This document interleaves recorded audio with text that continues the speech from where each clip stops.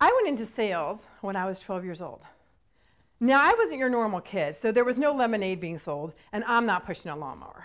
That was for my brother, because we had, an acre of land. I lived in Indiana. But what I wanted so bad was a horse. I wanted it more than anything in the world, and my parents are from Philadelphia, and they weren't having it. They weren't going for it. There was no way that this was even going to be a possibility in our world. So I went to all my friends who had farms, and I petted their horse, and I go home, God, please let me have a horse. And then I'd be like, hey, this weekend, can we go to a horse show? All right, is that going to make you stop asking for a horse? Yeah, let's go to the horse show. So every weekend I did this for about 3 months, to the point where my dad was like, oh, kid, one more time. So one day we were sitting on the horse. So in the 70s, there was big old Chevy Impalas. So I was sitting on the top of that Chevy Impala. It was the spring. My friends were all riding by on their horses, showing them, and I looked at my dad and I said, Dad, can I just have a horse? Wait, not even a big one. I take a pony. He's like, you're 5'8", so you would need a horse. I'm like, oh, so we're in agreement, right? I need a horse. He's like, no. You know what, kid? I'm just tired of hearing about it. Tired of hearing about it. So if you can find a horse, and we had a house, but we didn't have land for a horse. So if you can find a horse and have also a place to keep it, you can have a horse, but you have until Friday, and this was Sunday. But what my dad didn't know is I was a true salesperson. See, I had gone to my friends, and I had already bargained down boarding at different farms. On top of that, I had found a horse. So the next day, it's Monday, I'm talking to them like, I have a horse, I want that horse. And they're like, listen, you're too green. You're 12 years old, this is a horse, he'll kill you. And I was like, no, but you don't understand, I only have till Friday. I have to find a horse. Well, the moral of the story is not only did I find a horse, and that was before the days of Craigslist, so I was in that penny saver and I was circling all the horses. And on Friday, we went to this farm.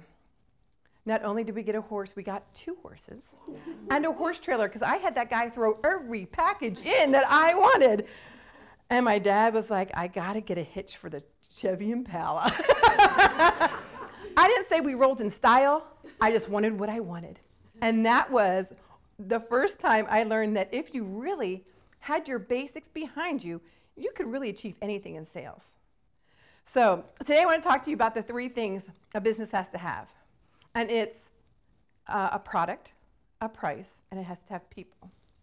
So when it comes to a product, a lot of people think that they need to have something so amazing, so unbelievable, so out there that everyone's going to clamor for it. But who here hasn't seen sponges with happy faces on them? Right? I'm like, that's a brilliant idea. Why didn't I do that? I don't know how many times you do that. I do that all the time. Like, why didn't I come up with that little piece of whatever? Shoelaces with curly cues. Why didn't I do that? So your product can be your product as long as you believe it and are passionate about it. And that's really all you have to have behind a product, is your passion on why you know and you love it. Then under a product, you have pricing. So a lot of people get scared about pricing. Who can afford this? Who's going to want this? But really, when it comes down to it, when it comes to pricing an object, if you are scared of what you think someone else can pay for it, you're in the wrong mindset, because it's not up to us to judge what someone can afford, ever. And that's where a lot of people kill each other. They're like, oh, you can't afford that? Here, we can take it down $1, $11. Oh, no, oh, okay, I'll do it for 10. And they're not saying a word. I actually bought my second car. I went in and I said to the guy, listen, I don't have time. I need to have 3 seats. It's got to be new. Here's what I want. This color, this. And the guy's like, oh, okay, we can do that. But he was brand new.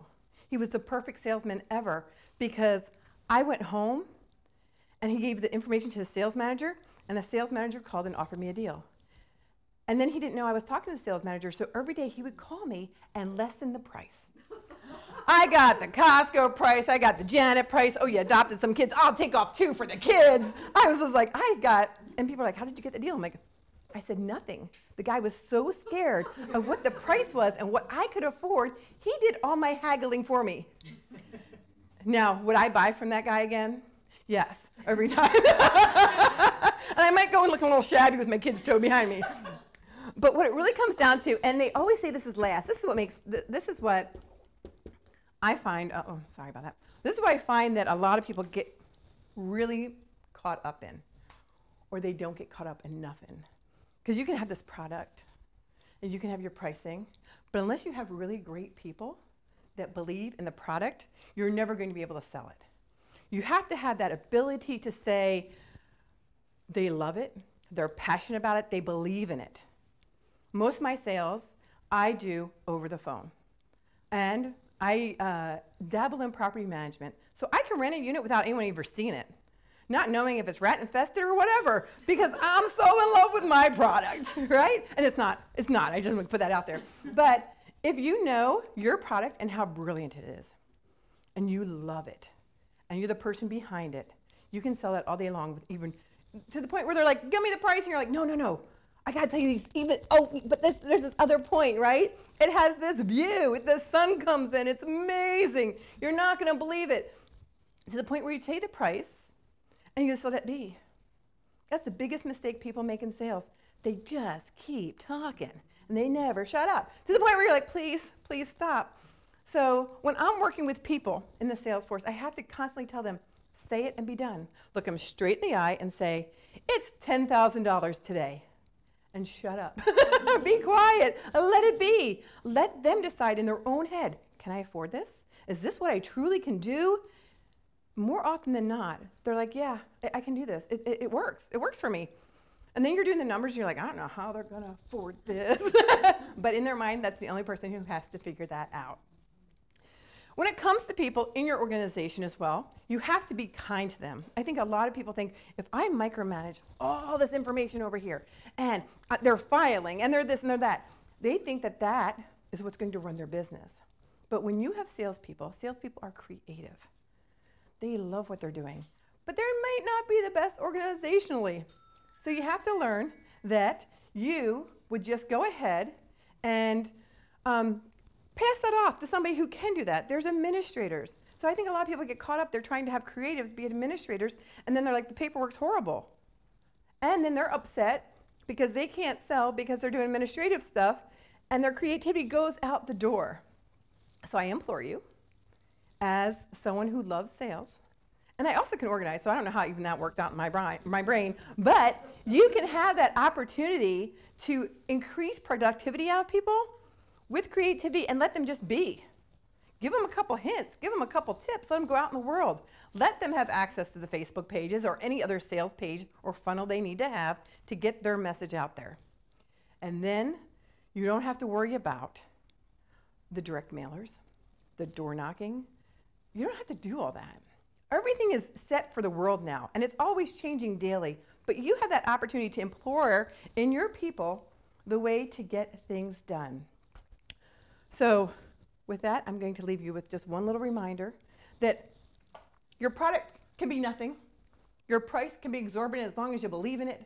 It's all you need. But your people is the number one thing. It should never be number 3. It should always be number 1 on your list to get ahead, to be ahead, and to make sure that they have their imagination and everything they want in it. So with that, I say thank you, and go sell.